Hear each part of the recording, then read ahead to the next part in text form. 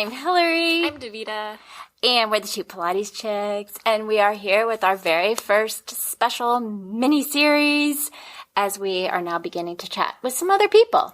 Our Pilates chats. Yes, and this time, I'm just going to say time because it's not week. We don't know how often we're going to be doing these. Yeah. It's Kevin Bowen. Yay. Yay. So we're going to chat with him about kind of Instagram, the PMA, the start of it, where our industry is, the history. We'll just see where it goes. We're very excited. So here you go. Kevin Bowen. Yay! Do you have to give it a go for recording? Do a what? Sometimes he has to push something. Is it okay? Well, what? Yep, we're good. Okay. Okay. No, that's your... We're good. Yeah. That's fine. So we're with Kevin Bowen. Wait, do you want to start so we know where it Yes. started? We're like, Yes. and Here. action. Action, Kevin. Thank you for joining us on our podcast. Of course. Why not? Why not? It's been a long time, right? I know. I was Right. trying to remember the last time you and I were in person, and I couldn't remember if it was the last PMA in Monterey or if it was when you did the women in Santa Fe. The last time in person, I think, was the women because I didn't go to the Monterey. So that's PMA. been a long moment. And I haven't been to any others, since. Me either. Yeah. But yeah, it's been a long time. But it's good to see you. Yeah, absolutely. We're live and alive. Yeah, we are live. Kind of. But I know Davida and I told you that one of your newsletters had inspired a podcast for us. And it was the article or the newsletter that you sent, but I saw it on Instagram. Yeah. Yeah. And it really spoke to us because of the teacher training here. It was the same thing. We're having a lot of I saw it on Instagram. Why am I not learning this? Or, and we were kind of wondering what really was that moment for you in regards to that article? Like what pushed you to do that? Well, what's funny, you know how long I've been in this business, right? So throughout its, my tenure within the Pilates world, which is it only goes back to 95. Still, that's a long time ago.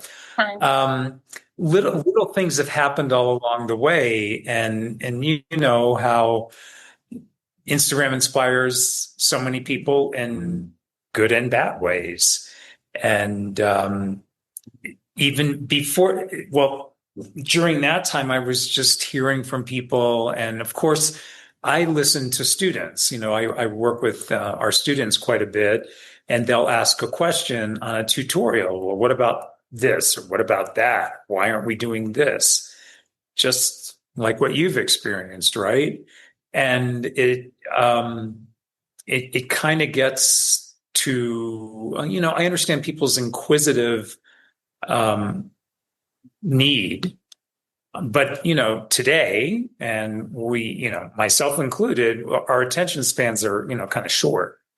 And I think that and I think that, that happens with the students, and they listen and they hear someone else and they see some flirty, squirty, that sounds awful, boy or girl doing Pilates, and it's like, ooh, wow, which, that's good in some ways and bad in others, because it seems like, if you think it in one way, we have all of this information out there.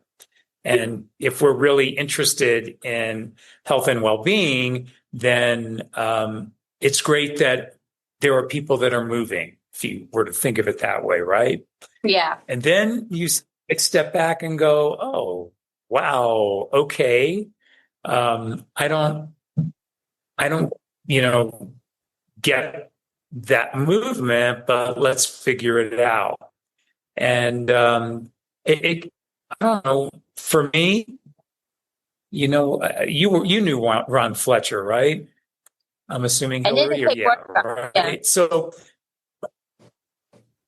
yeah, well, I did. I was around Ron a lot, and some of the other, first generation teachers, and I always kept thinking to myself, God, why are they so angry sometimes? Someone would ask a question and they would just, you know, then always being the person who was hosting workshops like that. And this is not talking badly about any of them.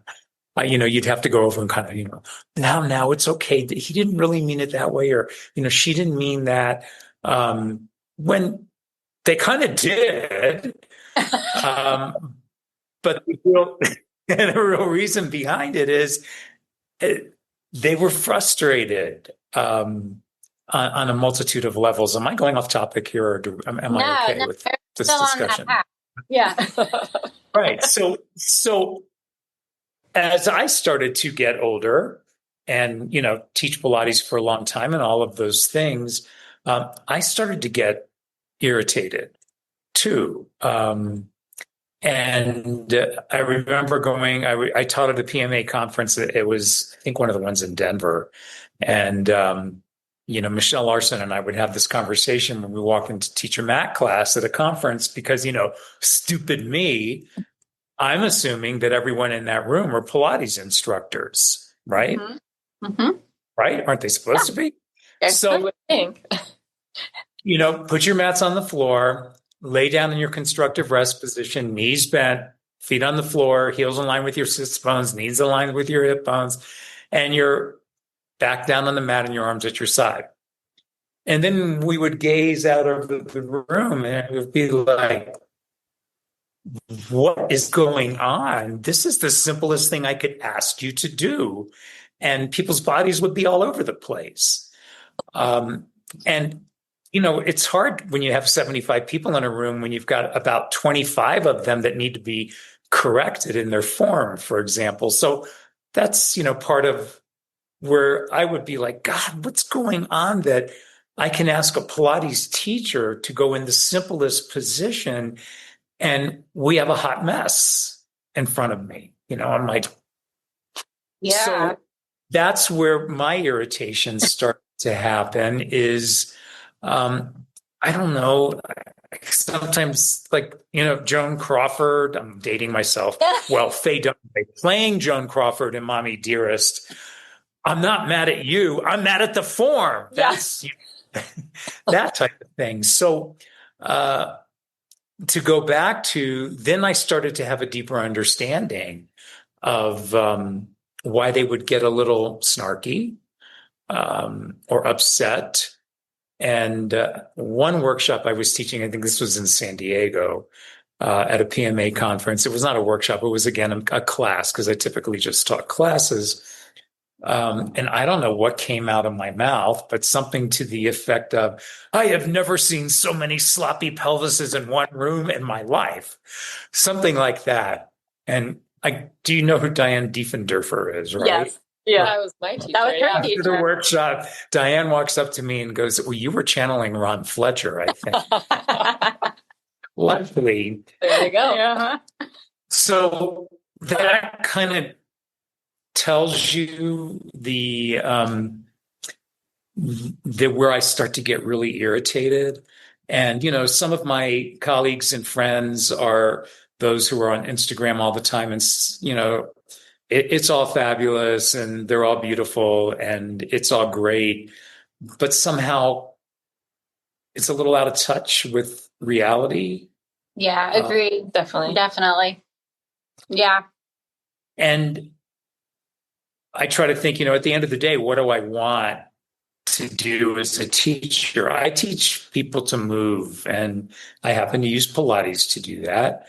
And I happen to have, some experience, some expertise in that. And that's kind of what I want, is to have people have a great movement experience. They leave. Hopefully they'll remember, because that's one thing where I do really push on my clients is this is your homework. Mm-hmm. You should go home and do this every day. I'm not asking you to do a lot. This will take 5 minutes. That's all. And if I can get that in their head, then I know that I can teach them more things. But, I can't do backflips and cartwheels and come into the studio and be like, okay, we're going to do this today. And, even when I was younger, well, maybe when I was teaching aerobics many years ago, I would do all of that crazy stuff. But I have always uh, kind of wanted to be not more middle of the road, just safe, effective, and thinking, am I teaching them something? Or as Eve would say, or am I just a conveyor belt saying, okay, put your hand here, put your butt there, and this is what we're doing, right? I like the conveyor belt. Yeah, that's the key. Yeah. Right. It's like Yeah. it's the same, the same thing comes out of your mouth. And what do you mean you're not understanding that exercise? Or really, in a lot of cases, I would imagine what happens when teachers get frustrated with their students is they may be a little bitchier about it. Can you just do this exercise instead of going, hey, what's wrong? Why aren't they able to do the exercise the way I'm asking them to do it? Because it's my responsibility to give them a way to teach or for me to teach them to do the exercise that would work for them. And beating a dead horse, trying to get perfection is not going to get anyone anywhere. And at the end of the day, you're traumatizing your students, I think, about what they need to do and how they need to be. So that started the Instagram thing. That's what started it, is that I was, acknowledging sometimes also, don't get upset with me, but sometimes the dysfunction in our business. Sometimes, a lot of times, among all of us. This is what I've talked about. And if I'm saying something, it's because this is part of what's in me as well that I have to look at. But the perfection among some of my female colleagues, now my male colleagues probably have the same thing, but we're men, so we don't talk about it.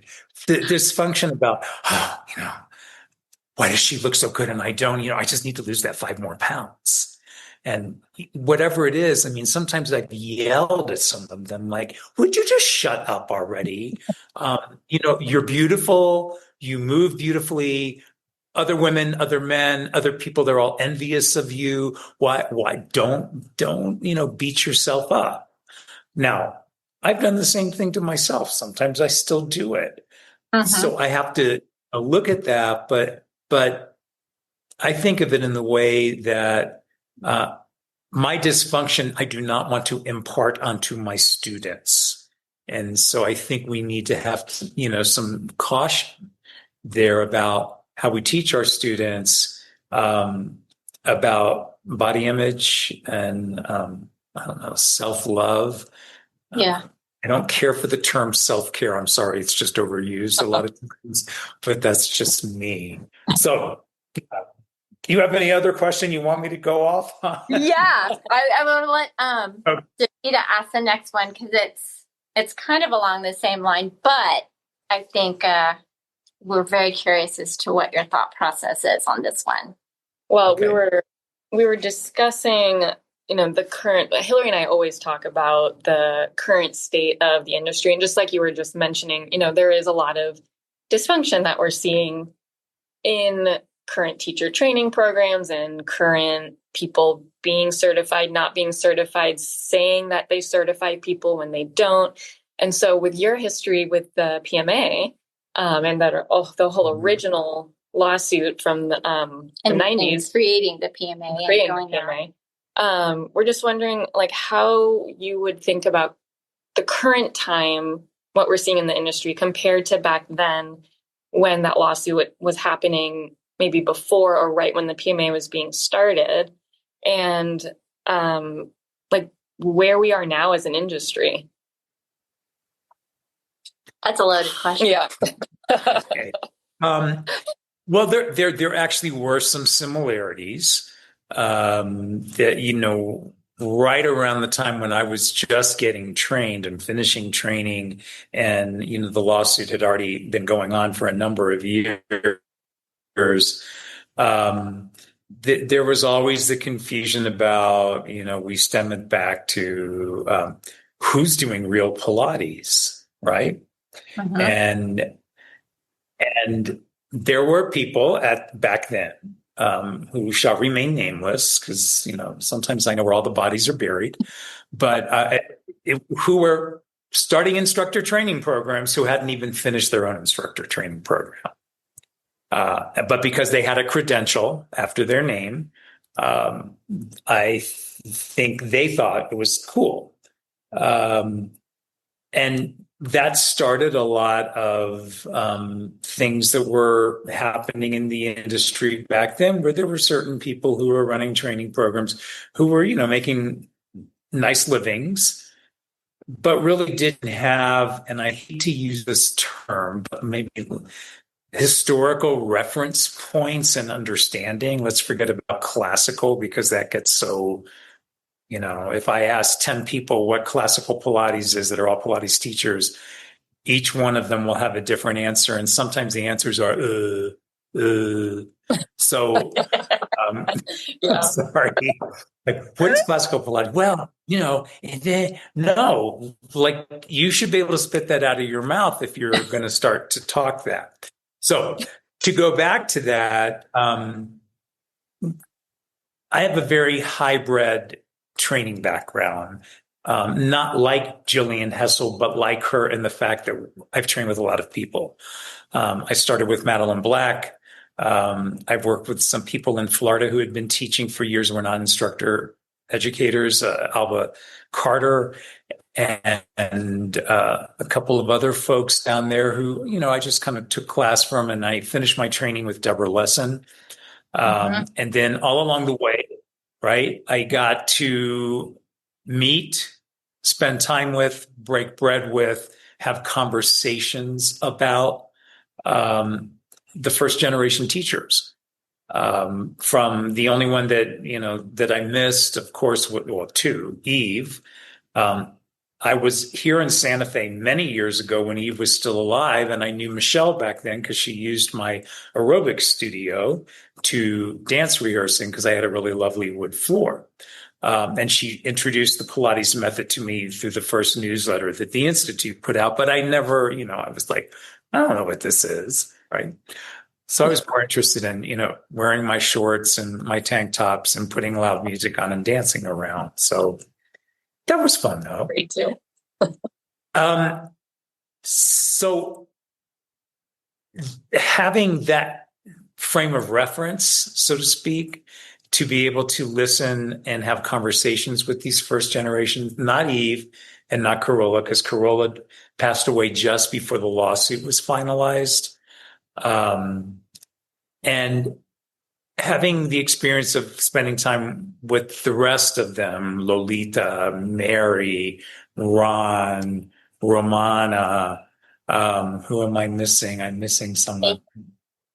What? Kathy Grant. Kathy Grant. Yes, duh. I should have Oh, that one. That I had a very different experience, and those experiences were somewhat where they were teaching a workshop. Other times when we were having conversations about things, and just other times where I was observing how they were teaching and what they were doing. And that is unique to not a lot of us at this point. So back then, the reason when we started the PMA that we brought the first generation teachers in is because they were the foundation of the Pilates method. Of course, yeah. Mr. Pilates and Clara were, but all of those first generation teachers had a lot more insider information than we did.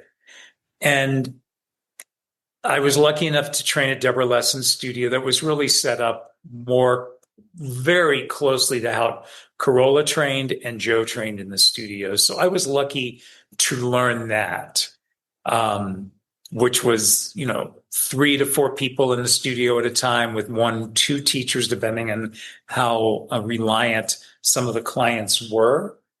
And, thinking on your feet and putting people through a session. Mhm.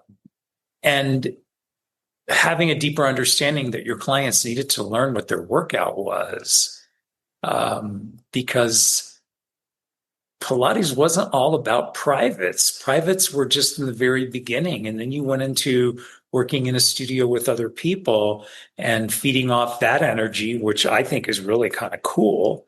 And being with your teachers and having a little camaraderie there.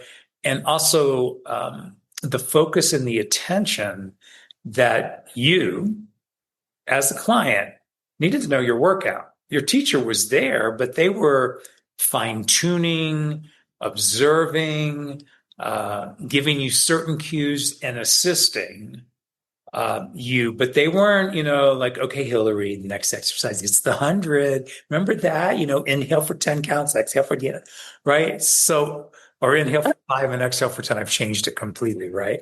So, that I'm also in that phase where I went from that kind of training program and that understanding of teaching to then all of a sudden when group classes came on board, right? I remember that. Yeah. So I was lucky because I taught group classes in health clubs and ran programs, and I had that background and I could think in my head. A lot of teaching are really great. For example, aerobics classes, if you wanted to get your students to move like you, some old school way was you just started dancing and doing it. Okay, we're going to go this way, right? We're going to come back this way.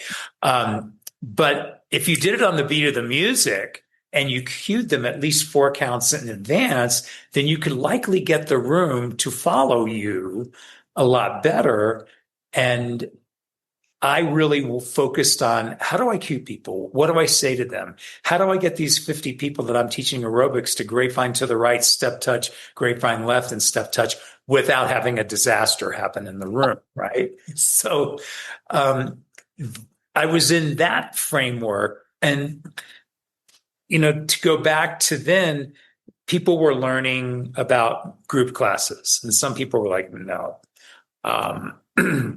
And others were like, I thought, well, I like this because I could teach 5 group classes in a row and not really be mentally drained like you would be if you did 5 difficult privates in a row. And Yeah. I liked that part of it. So compared to today, I don't know, everything's become very formulaic if you're looking at that, right? So we have Club Pilates and the Legree method and whatever that thing is that Tracy Anderson put out, and I'm not even sure if it's real or not. I'm just looking at that this morning. Yeah. And then let alone, let's sidebar here. Making a piece of equipment that is that complex requires a lot of expertise. And people will tell you that they could make it for you, but if they don't have the understanding of the exercise program or what you're trying to do or how things work or capacities and all of those things, you are going to end up spending a lot of money on a piece of equipment that may not really function in a year's time well. So let's go back. Pull it all back together. I think today, if we compare it to back then, there are still a lot of people who don't really know what Pilates is. They think it's some exercises. They think it's some exercises on equipment. They think it's the reformer. Some of them may think it's a tower, but most probably think it's a reformer. And there's no intrinsic capacity to understand how all the pieces fit together. And when I talk about that, and we've all done it with our instructor training programs, but how you take how some people do Reformer 1, Reformer 2, Reformer 3. I'm a Reformer certified. Okay. And then how do you integrate it? How do you understand what do we do in the Cadillac and how does it relate to the Reformer and what's the difference in the movement? And don't even get me started on people who don't understand the equipment, because that's another thing. Whether you have grots in your studio, right? Yeah. So here, because I ran training when I opened this studio, I have a whole bunch of different equipment because I want them to be able to see it. I'm not saying I think it's better than, I just want them to be accustomed to it. So I have um, I have original auto made for her. And if you want me to be a hardcore, snob, you're not doing Pilates unless you're doing it on that piece of equipment because everything else has been changed. Does that make sense? Yeah. Yeah. And nothing against Watts, nothing against contrology, nothing against Pilates design, none of that. It's just that if you really want to be down to brass tacks, that's what it felt like being on that piece of equipment. And, I put some clients on and they're like, oh, the shoulder blocks are too hard and the foot bar's too little. And, I'm like, suck it up. Because if you didn't know, right? So I always say to students, Oh no. We lost him. He'll come back. He'll come back. We'll just keep talking because he'll come back. Well, what he's talking about with the like Instagram stuff, it's so funny because it's like what he's saying right now about the apparatus, and it should be There he a certain is. way. Yeah, It's like all the stuff we see on Instagram when people are flying off, and like how should that equipment be properly utilized? That if it's not used in a certain way, then it's not dangerous gonna work. because it's designed for certain movements, like we've said. I feel like we don't have a visual, Kevin. Can you hear us? Seems like not. No. He's logged on, but we can't see or hear him. I think the connection got bad. Yeah, well, it started like freezing. Yeah. Oh, he left. He'll come back. Oh, but what you were saying. I feel like everything he's saying we've been talking about the last few days. Yeah. Like everything. Well, the crazy Tracy Anderson apparatus, and then if something's going to be designed a certain way, you need to have expertise designing it, and it needs to be safe, and you need to know how to properly utilize it.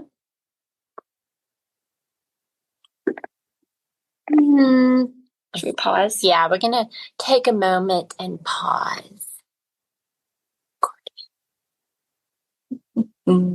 There's the recording. Here we go. Let's record. Pause. You're back. Yay! Sorry. I don't know what. Okay. Should we take up where I left off? I remember you said. Are you guys okay? Yeah, you were talking about the apparatus. Equipment. Yeah. Right. If you know your equipment, then that's better. But even today, people will say, oh, well, I don't know how to use that equipment. Well, the reformer has a carriage and springs. The carriage moves out and it comes in. It has a foot bar. It has straps or ropes and handles or loops, and it has adjustments. It's not really that challenging for us to do. It would be like saying, if you're a personal trainer, I don't know how to use, the dumbbells. Okay. Because it's a different brand, right? Or something to that effect. That's true. So I think if you want to do the apples and oranges for, when PMA started and to today, I think that, a lot of things got out of the barn. And we're playing catch up with a lot of that. And I'll give you an example.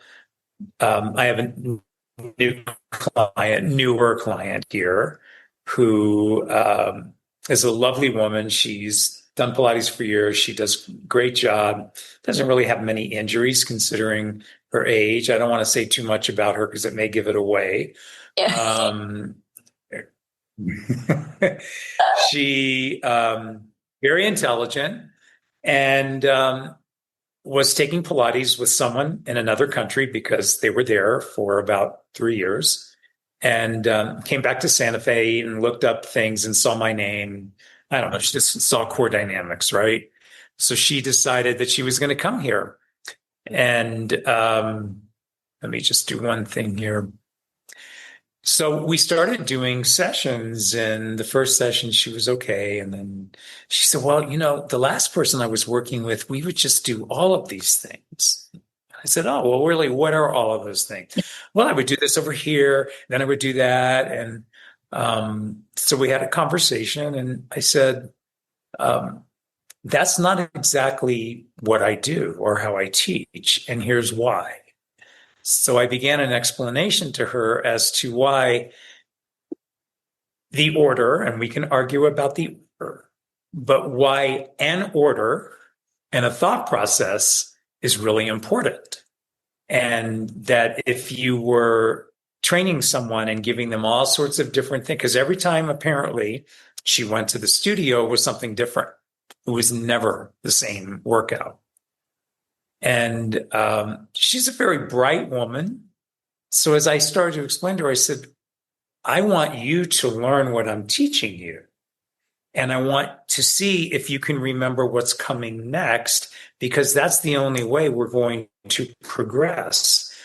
But if every time that you came in, I was teaching you something different, how would you know if you mastered anything? And then she thought about it and she went, oh. And I said, so you probably got a great workout that you thought was a great workout. Right. And maybe it really wasn't what you needed. And she, because she divulged to me, hopefully this is not a giveaway, that she had a brain tumor and had the tumor removed and had quite a rehabilitation period. So I'm sure she told her other teacher that when you hear something like that, why would you give anyone multiple different things to do? It's the same thing I tell my students is, how can you tell if anyone learned anything? If you say, okay, we're going to do upstretch now, and they look at you like, huh?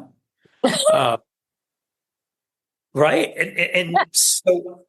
And how can they know if they've done a better job at remembering and organizing their body and doing all of those things if you are always teaching them something different? I'm still battling this. She's been with me now for 4.5 months, and it comes up all the time. I basically, how I won her over is her form kind of sucks. So I said, hey, can we try to make this look pretty? And she went, what? And I said, this is about movement and appreciating things. It's a little artistic in some ways. So if you're in great form, it makes me feel good, should make you feel good too. And you would be in a great position. And if I tell you, wow, that really looks pretty, I just mean you're doing a great job and you're getting in form. And then she kind of went, oh, now I get it. I'm like, yes. And whatever clicked in her head, I have no idea. But that's my point is, if you think about like what pisses me off, if I was going to, take 25 years of my maturity off right now, it would be like, what the fuck, excuse me, are these people teaching? You were good. Right? What are you teaching that this client of yours can't come into a Pilates studio? Like, Lord knows that's going to be like classical now. What is classical Pilates? How about just what's a Pilates studio? Can't walk into a Pilates studio and start to do exercises because whatever this person taught them is not really. It's not that the exercises weren't Pilates, but there was no semblance of order to it or thought processes. What I tell students in the training program, and even what I tell clients when I want to kind of scare the bejesus out of them, is I tell them, hey, I watch you from the minute you walk in the door and put your things down and take your shoes off to see what you're doing, because Mhm. workout starts the minute that door closes, right? Yeah, Yeah. exactly. Is like, I watch how you walk across the floor. I sometimes I will intentionally throw something on the floor so you pick it up, because I want to see how you move, because that tells me so much. And I want them to get in the mindset that this is, you have to be thoughtful of everything you do, because you know what? I guarantee you're going to leave here and just be, what's next? What's on my Instagram? What's going on? Where am I going? I'm driving. I better not text and drive at the same, whatever it is. But at least if you had 2 1-hour sessions a week where the person, made you pay attention to what you were doing and made you focus about your body and think and do the best you can do for your body in that exercise or in the workout, that makes a big difference. You So know that. I'm yeah, the choir here. yeah. I had a client that she said it was her. She's from Japan. She couldn't really think of a perfect word, but I think it is a perfect word. But she said it's her meditation. Yeah.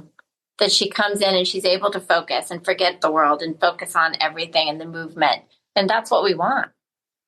Well, it's part of why people feel better leaving, is because they can actually center and focus for hopefully that full hour. Well, Yeah. and ladies, how many women have come into my studio before telling me more information than I needed to know, but something like, I'm having my period and I don't really want to be here. I'm like, okay, we're going to work out even harder today. Let's go. Because at the end of the session, they're like, oh, I feel great now. I feel better. Right. Yeah. Right. So, um, I'm digressing a little bit to go back to the conundrum we're in. Is that where you? Yeah.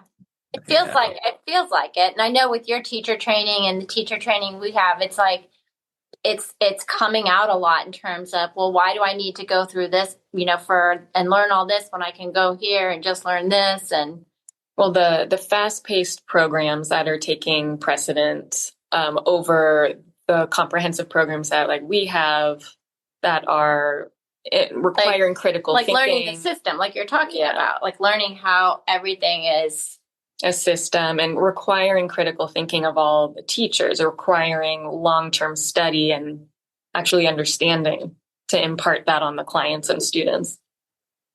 That's what made us think of the PMA, like from there to here. It's like, but that was probably more entrenched in the beginning as we started to develop the certification exam and all of those things. But now that we are where we are right now, I mean, I see the PMA putting out a lot of different workshops and things. And I'm sure some are good and some other things I've looked at and I'm just like, what is that? So that's something I noticed recently. One of the education continued things that they're giving, there's a lot of actually misinformation, like not scientifically based courses that are there. So that's a big concern. Some like really, yeah, some outdated evidence, and so it's not great. And now we have like the PMA and the MPCP, and people are confused about that and where that goes, let alone just being certified or not certified. People don't even know the difference in the organizations. No, I don't think the general public anymore. I I can say this because I started it. I think we have done a really shitty job of informing the general public of what the Pilates method is all about. yeah. Now we are talking 24 years later, and I don't care because those colleagues that are still there will disagree with me, but it is the truth. We're all over the place, and that's a good thing in that people are moving, but we have an aging population. don't get me started on my other side doing human rights work. We have a traumatized population. Definitely. Mm-hmm. And how do you address those things? And if you have a lot of experience, then you can. Or also, if maybe you have humility and you step back and think to yourself, I don't really know that much. I mean, I may say all the things I'm saying, but I don't think I'm, all that. I am a teacher and I teach movement and I teach students. And my wish is, and I tell my students, what I want is that I've set the foundation for you to continue to grow and change because you know this much of what you're going to eventually know when the training program is over. And because I think, Hillary, you think the same way. I want the students to walk out with thinking. They may not be perfect at every exercise, but I want them to be able to go, oh, that looks like that, or looks like this, or maybe I shouldn't do that exercise there and I should do it over there, or just simply, I need to figure this out, right? Yeah. I don't want them, walking around like so good. I'm so good at what I do. So I would say that we're kind of in that place again. And the worst part is between 24 years ago and today, people's attention span is about this big. Yeah. Yeah. You guys, I'm sure, remember when you entered teacher training. I was just like, oh my God, so enamored with the fact that I felt good after I started doing things. And then, of course, I had a little male ego problem because, when Madeline Black was telling me, you can't do that exercise. I got to show you how to do it. I was a little pissed off in way back in the beginning because I thought, well, I've been teaching aerobics and I've been doing this and I've done all of these things. I should know all of this. Well, hey, guess what, Buster? You don't. And when I stepped back and realized that, that's when things started to change. I still remember things back from my teacher training program.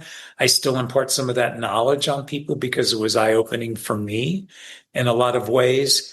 And I'm really thrilled when I see new students really put their all into it. I don't run a big teacher training program. But I think I run a really good teacher training program with a bunch of people that really care, all of the educators, about what our students, get out of the program. And that was the kind of a big difference between how Eve trained people and worked with them and how she imparted that on Suzanne and Michelle and Deborah, and especially, I'll say Michelle because she was one of my mentors. And Michelle was never, she was never a bitch about anything, right? No. I mean, sometimes if you pushed her. Yeah, we had a training program when we started in Miami some years ago, a second run through, or maybe it was the third. I think it was the second. We had physical therapists come into the training program. And there were these two cute young women who really, were above everyone else because they were PTs. And Michelle was in, it was a training, I think it was beginning of December one year. And Michelle was getting everyone to do some exercises. And these two women, these two girls, I'll call them girls because they were quite young. They were in their mid-20s, just out of PT school. They said to Michelle, well, we didn't come here to learn how to do Pilates. We came here to teach it. Oh. And she said, to learn how to teach it. And she said, oh, really? Well, why don't you go and dance the Nutcracker? Miami City Ballet is right in the process of their rehearsals. Why don't you go over there and do that too? Well, I don't know how to do ballet. And she said, you don't know how to do Pilates either, so you better learn. Love that. with nothing, right? And that was kind of, that was a few times when she would get upset about something. It was like, first off, how insulting. Not realizing Michelle's like the most fabulous person I know. to say, we don't want to learn how to do it. We just want to teach it. Well, how can you teach anything you don't know? I mean, I don't care if you have a degree or not, people. It doesn't make any difference. And that's brings us back to today, in my opinion, is here, Hillary, here's the list of exercises you're going to teach. And put your microphone on and let's get going, right? And just follow this order and everyone will be fine. Oh, it's okay. That woman, if she fell on the floor, just let her get up. It's okay. I'm exaggerating, but maybe I'm not. No, I don't think. I don't think. I don't think much. We see it on Instagram all the time. It's about where we're at. We don't want to go there, but I don't want to keep you much longer. But we do have a question that it's kind of loaded again. But what do you think in terms of what counts as Pilates, and does it matter? And where is that line?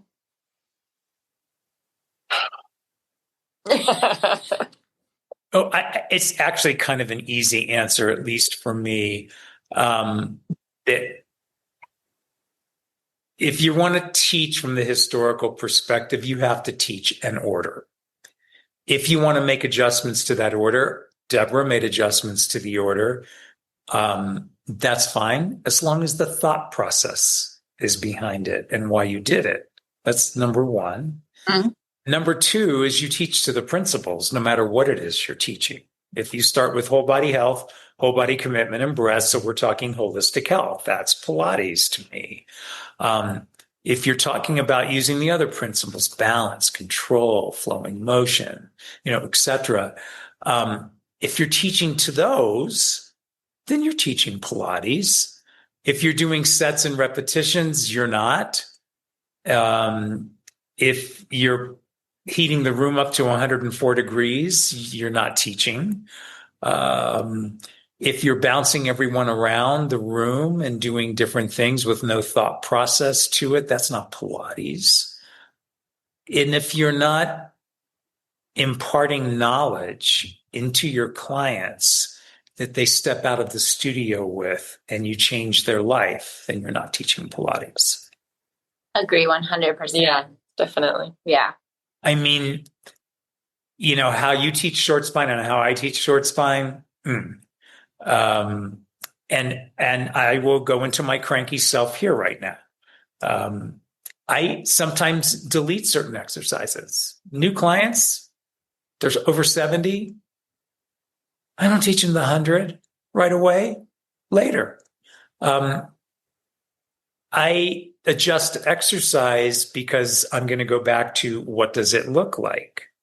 And I've found for me, if I adjust an exercise in a specific way, I can get the client to do it. That's my end goal, is that they're paying attention and they listen to the cueing and they get to do it. And the sidebar to all of this is because I just don't want to see it being done poorly. Right?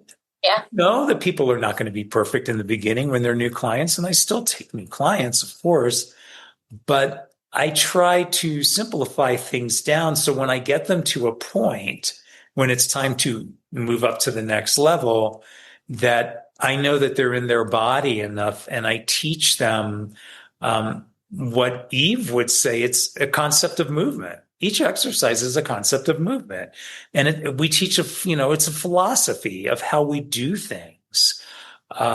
It's not standard fitness, but Carola Trier said it was exercise, and it is. It's PT, but it's not PT. It's functional movement. It's used in PT. But that's where I start to draw the line. If I can look at someone and see as a teacher that they're actually teaching something and they're moving someone, then that's great. If they're my students, then I do have to tell them a few things, right? Because I have to say, I don't know why you did that. I just gave a test to some students in Singapore. I hope no one's listening from Singapore. And one of them did a teaser modification that was unsafe, way unsafe. And that was deeply concerning to me because I didn't teach them that. Someone there did. And I'm not sure where they saw it, or someone on Instagram did it and they thought it was unsafe, Yeah. right? So Yeah. now they're going to, choose to do it on their test, and it becomes a problematic situation. And there are reasons why we give practical tests, is because I don't want anyone to hurt someone. And if I don't think that you can give a tactile cue, or more importantly, a cue that will prevent someone from being injured, like tactile from that standpoint, that's a problem. Or the headrest is up in short spine. I'm sure that goes on in lots of studios around the country right now. And we probably don't call it short spine. We call it some stupid other. Who knows what it's called? I don't know. So, yeah. So I've written this, but yeah, a week from tomorrow, I have a total reverse shoulder replacement done. And I've just started videotaping some of the work I've done for that. Yeah. Prehab style. And then I'm going to tape my beginning PT and rehab and all the other things, because, hey, it's a learning experience. That's right. Yeah, exactly. And, I also, in the beginning, I didn't want to admit that I had this major injury.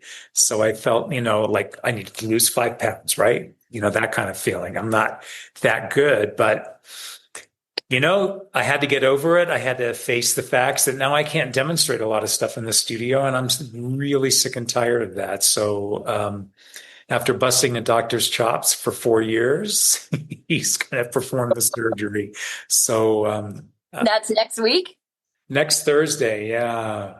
Oh, wow. You'll have to let us know how it goes. I will. I'll send you a picture. I don't post the stuff on internet. No, just text. Yeah. Facebook, right? Yeah. We'll keep it between us. Yeah, I mean, I'll release the videos and I'll put them in our private library on Pilates anytime, but I don't I don't want people's, sympathy.